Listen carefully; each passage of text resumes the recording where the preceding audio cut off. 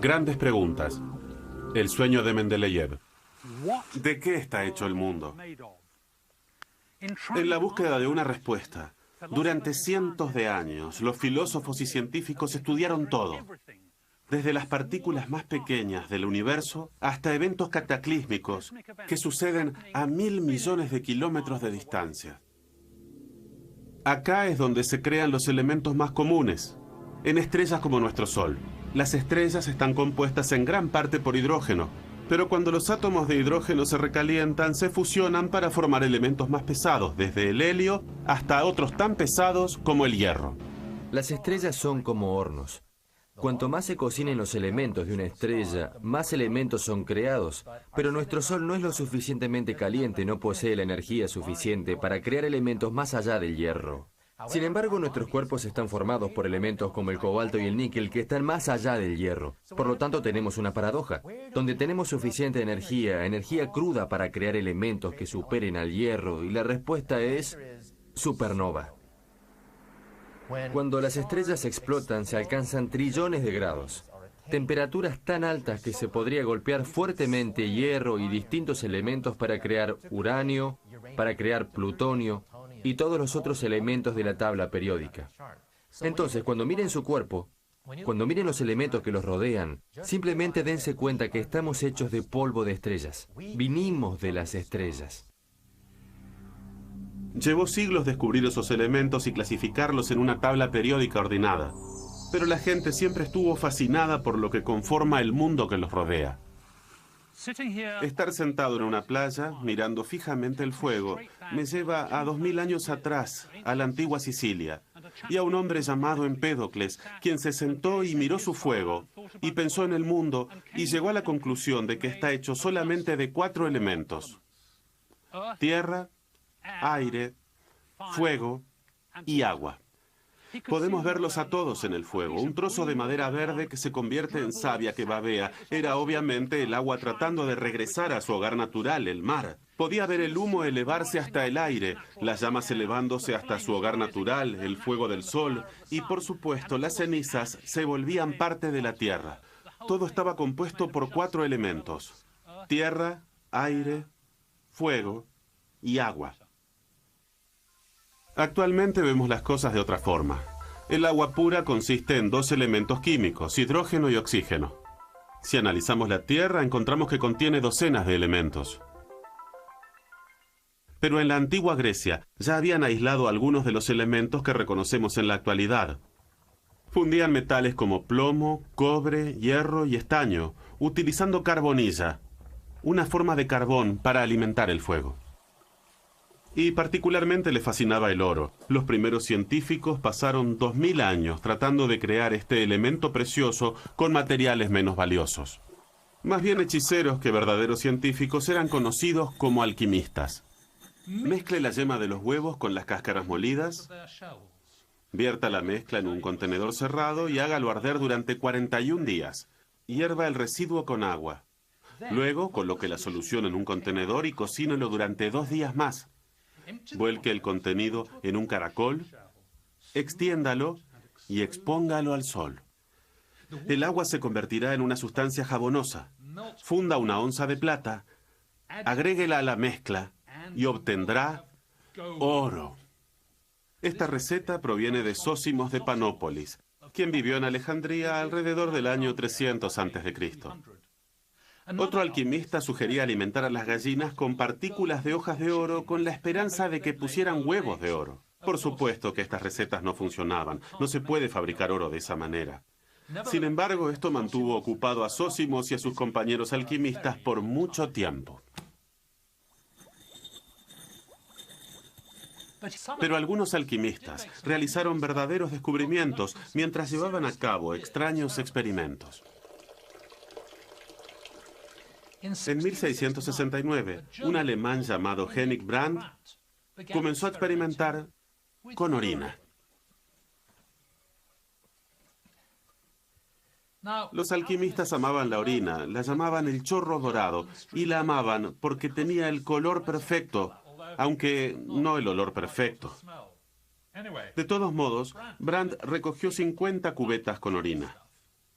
La almacenó hasta que todo el líquido se evaporó y todo lo que sobró era como un barro y un montón de lombrices retorciéndose. ¡Ah!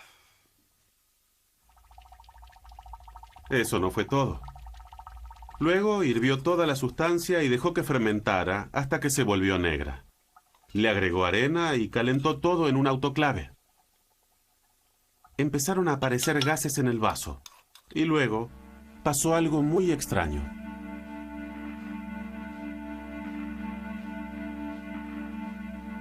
Tenía frente a él esa maravillosa sustancia que brillaba en la oscuridad. Destellaba y ardía ante sus ojos. Pensó que se iba a apagar, pero siguió y siguió.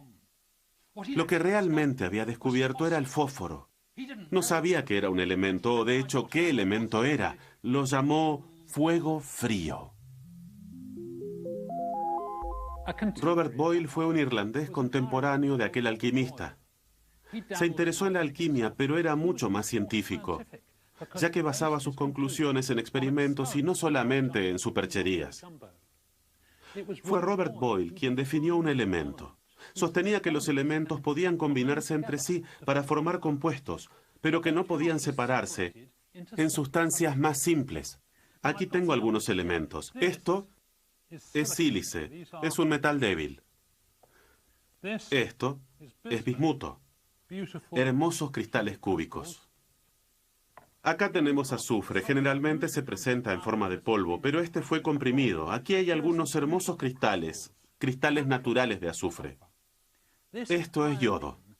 Podemos ver el vapor, color malva claro y hermosos cristales en el recipiente. Esto es bromo, otro de los halógenos. Ven que tiene líquido en el fondo y vapor por arriba, marrón oscuro, un líquido muy pesado. Y esto es cloro, un gas amarillo verdoso, muy venenoso y desagradable. Entonces, volviendo al siglo XVII, cuando Boyle trabajaba, tenía muy pocos elementos. No fue sino hasta comienzos del siglo XIX cuando pudieron contar con muchísimos elementos más. Y gran parte de eso fue el resultado de tener a su disposición una nueva y poderosa herramienta: la electricidad. Pasando una fuerte corriente a través de soda cáustica, Humphrey Davy extrajo sodio por primera vez en 1807, con un trabajo muy riesgoso. Cuando reconstruyó su experimento con un equipamiento moderno, el regulador de voltaje estalló. Ah, bien. Humphrey Davy, de hecho, descubrió 4 elementos nuevos utilizando la electrólisis. Primero, potasio y sodio. Y luego bario y estroncio, básicamente con el mismo método. Los científicos del siglo XIX descubrieron todo lo que pudieron sobre los elementos y sus compuestos. Sabían que algunas reacciones químicas se activaban con catalizadores. Registraron el punto de fusión y el punto de ebullición de cada elemento y cómo reaccionaba con otros elementos. Calcularon el peso atómico, lo que hoy denominamos masa atómica. Sabían que los elementos poseían propiedades eléctricas que los ayudaban a combinarse. El sodio arde en cloro con un resplandor anaranjado y produce sal, que es esa sustancia blanca humeante. Después de varios siglos de luchar en la oscuridad, obtuvieron gran cantidad de información, pero era confusa, y los científicos inquisitivos comenzaron a preguntarse si existía un patrón en todos estos hallazgos. A mediados del siglo XIX, los químicos tenían aproximadamente 50 o 60 elementos, pero no entendían totalmente cómo se relacionaban entre sí. Sin embargo, comenzaban a surgir algunos patrones. ¿Qué tenés, Mike, para nosotros? Un metal llamado litio. Un grupo de elementos, los elementos alcalinos, reaccionan todos con agua. Es un poco débil, ¿no? Sí, algo parecido al Alka-Seltzer. Sí. Pero a medida que avanzamos en el grupo, las reacciones se vuelven algo más vigorosas. Ahora sodio, ¿no? Sí. Potasio.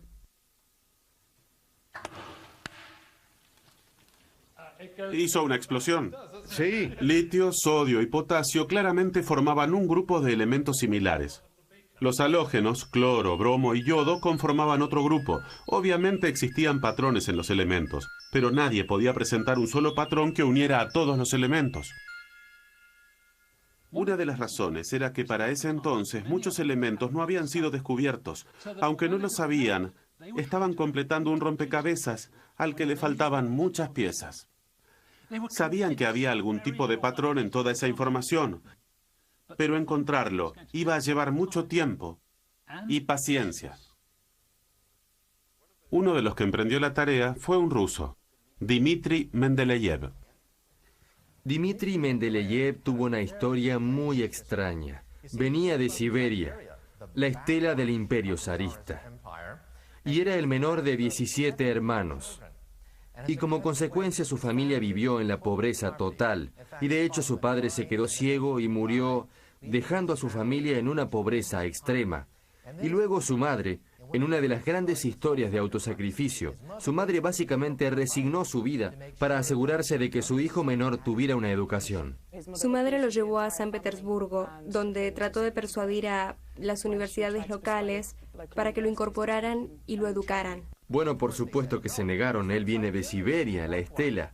Y justo antes de morir, ella finalmente logró que su hijo ingresara en una de las academias que luego lanzaron su gran carrera científica. De joven, Mendeleev se hizo famoso por su mente veloz y temperamento activo. Era impaciente y muy polémico. Era muy motivado, muy determinado para llevar a cabo lo que se proponía. Era muy persistente. Además era un poco excéntrico, se dejó crecer una larga barba y casi nunca se cortaba el pelo, pero se dedicaba por completo al trabajo. Mendeleev conocía todo lo que había que saber sobre los 63 elementos conocidos y estaba decidido a descubrir la relación entre cada uno de los elementos. Y cuando Dmitri Mendeleev se decidía a hacer algo, no se rendía hasta caer exhausto. 17 de febrero de 1869. Aunque era un hombre muy impaciente, solía calmarse jugando a paciencia. El objetivo de este juego es clasificar todas las cartas en el orden y color correctos, lo cual no era muy distinto de lo que estaba tratando de hacer con los elementos. Mendeleev tomó cartas en blanco y anotó los nombres de los 63 elementos conocidos junto con su peso atómico. Comenzó a dar vuelta a las cartas, tratando de ver si podía colocarlas en grupos. Pero aunque trató todo lo que pudo, no encontró un patrón. Estaba a punto de salir de viaje. Estamos listos, señor. Pero le dijo al conductor que esperara. Y se quedó con las cartas unas cuantas horas más. Señor, se hace tarde. Le dijo al conductor que se fuera. Mezclando las cartas en la mesa, se sintió seguro de que estaba a punto de alcanzar un gran avance. Pero después de horas de lucha, exhausto, se quedó dormido.